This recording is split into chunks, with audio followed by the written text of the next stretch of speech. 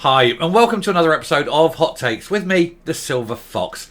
Don't you just love it when one of these MSPs sits there, opens his mouth, announces a big thing, tries to claim the credit for it, tries to say it's a marvellous thing, it definitely happened, he secured it, and that everything is brilliant because he's such a good guy. He's so good at his job that he can do this. Only to find that within hours of him opening his big beak and making these announcements, that the whole policy has been cancelled, it won't be going ahead, and he's been left holding the rather ugly baby. Well, you're left with, bright red, egg on your face, call it what you will. It's usually because you're an SNP MSP. But not this time. So this time, it's a member of the Green Party, because of course it is. If it's not one bunch of useless idiots, it's the other one. Let's have a look at this guy who's been left holding a policy that has been cancelled within hours of him announcing it. Couldn't happen to a nicer bunch. Here goes. So the Green Party's Ross Greer is left humiliated as he boasts about securing extra funding for colleges just hours before the SNP acts it. The Scottish Greens MSP had written to the Higher Education Minister Graham Day taking credit for getting 26 million for colleges in last year's budget, but that has now been axed by the Scottish Government. And so there he is looking, he's looking very happy for there, but I'd like to see the same image, same picture taken a few minutes later when he's found out. But, it's always embarrassing when you do that, isn't it? Ross Greer has been left red-faced after boasting about securing the extra 26 million in funding. The SNP came under massive fire on Tuesday after it was revealed that they had U-turned on a decision to hand millions of pounds to colleges and universities. Previous Finance Minister John Swinney had pledged 46 million to the sector during the budget last December, with this then being voted through by MSPs. However, it was revealed that this has now been identified as an essential saving, meaning that the educational establishments will be starved of funding because they haven't got any money because they've spent it on other things. Although there's still 2 billion in underspend, so we need to ask where this is going, that they need to cancel 46 million from schools and colleges that absolutely need it. Scottish education is going down the toilet under the SNP, and now they're starving them even further from funds that were promised. How can these places operate when they don't know how much they're getting? You've got a budget and you need to know in advance, and when you all of a sudden just cancel 46 million pounds across the board because you can't do your sums, well, it's no surprise. I mean, who is running the finance in Scotland? Find them, and that'll tell you who it is. And we all know who it is, don't we? Robison, yeah? Anyway, she's a moron. They're all morons. They just keep employing morons. Anyway, the college sector had been due to receive 26 million and the university sector 20 million. It led to widespread criticism from those within the industry as it could lead to job losses, but not for the likes of this.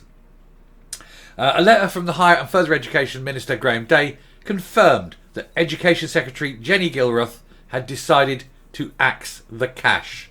But she'd obviously not told Mr Greer that as he posted a copy of a letter on Twitter boasting about how he'd helped to secure the 26 million for the college sector in discussions his party had had with the SNP. And this is another one of those divisions between the Greens and the SNP that will ultimately, I think, lead to a split. They keep getting parting of the ways on every single policy. The bottle return scheme, the gender scheme, everything that the Greens propose, the SNP stop from happening or fail to get through in some cases. It depends. But it is just constant for them, and I don't see why the Greens are aligning themselves to a party that gets nothing done for them. They just like, I suppose, the palaver of having a bit of power for once. Not something they're used to, is it? The letter was dated May the 1st, but it was only posted on social media at 1:20 p.m. on Tuesday, with cut to the funding being officially announced a few hours later. Mr Greer wrote on Twitter, "Scotland's colleges have seen national strike action in 7 of the last 8 years, all of which under Nicola Sturgeon. And at EIS Failure starts action of short strikes today over the pay of college principals, who are already on huge salaries and just aren't being sufficiently held to account by their boards." My letter to at Graham Day MSP. He says in the letter he wrote, "In the process of developing the 2023-24 budget, I was pleased to secure an extra 26 million increase in funding for colleges.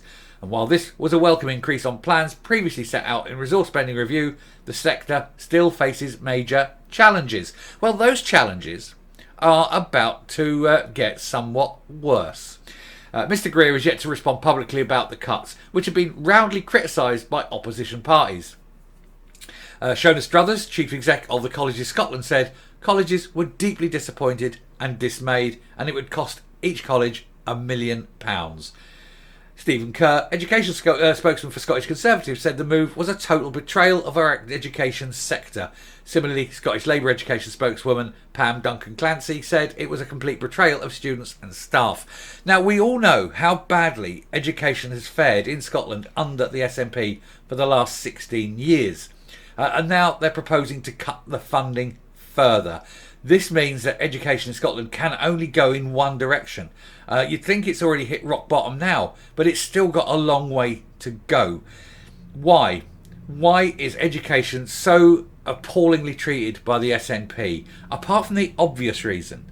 The obvious reason being they actually want a lot of very uneducated, stupid people so that they can get away with all this stuff, and nobody is wise enough or clever enough or have the available sufficient education ability to see through these plans and to criticise them.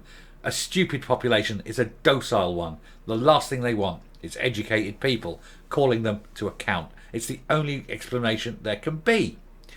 The cut won't help them educate more people and ready for them for our economy, which is desperate for skilled and educated workers. And that's the other line, they keep putting the taxes up. So the skilled and educated you've got now will immediately go south, and you're going to be left with this remaining rump of people that don't have the necessary education, don't have the necessary skills, and will never get them because all the colleges are desperately underfunded.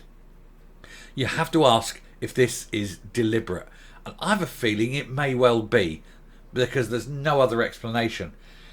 But there we go. I shall round this off and I shall come up. Here goes.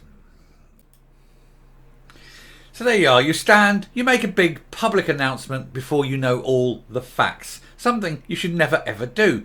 And yet they keep doing it. They keep opening their mouths just to let the stupid fall out. And why is nobody having conversations? Don't people clear these things? I'm going to go and make an announcement today. What are you making an announcement about? I'm going to talk about this. For God's sake, don't. Because we're about to cut it. How can you do that? Blah, blah, blah. And you have that conversation. But you have that conversation behind a closed door.